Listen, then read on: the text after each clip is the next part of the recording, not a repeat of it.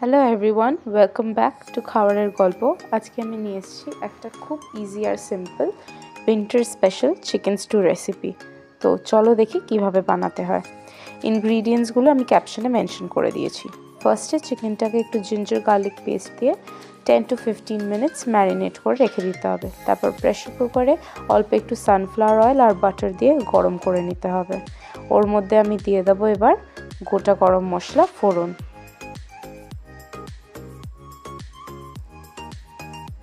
তারপর আমি দিয়ে দেবো একটুখানি রসুন কুচি দিয়ে এটাকে হালকা আমি ভেজে নেব।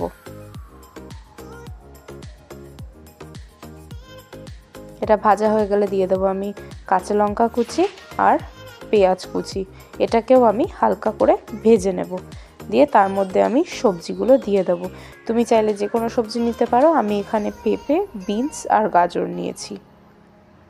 এইটাকেও একটুখানি দিয়ে নাড়িয়ে চাড়িয়ে ভালো মতো তার মধ্যে আমরা দিয়ে দেবো চিকেনটা, ম্যারিনেট করা চিকেন। ওটাকে দিয়ে চিকেনটাকে হালকা একটু ব্রাউন করে নিতে হবে। পুরো ভাজা ভাজা হবে না, জাস্ট হালকা একটু ব্রাউন ব্রাউন হয়ে যাবে চিকেনটা। চিকেনটা এরকম ব্রাউন হয়ে গেলে ওর মধ্যে আমরা দিয়ে দেবো পরিমাণ মতো জল আর নুন। পরিমাণ মতো জল আর নুন দিয়ে আমরা এটাকে মিশিয়ে ঢাকা দিয়ে দেবো।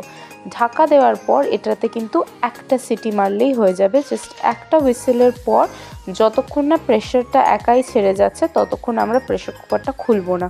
যখন প্রেশারটা একাই ছেড়ে যাবে তখন আমরা প্রেশার কুকারটা খুলে এভাবে সার্ভ করে দেবো। রেডি হয়ে যাবে আমাদের chicken stew.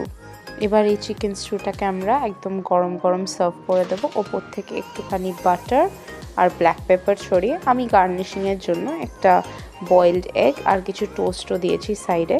With this, enjoy your chicken stew. I hope you like this recipe and please like, share and subscribe to our channel. Thank you.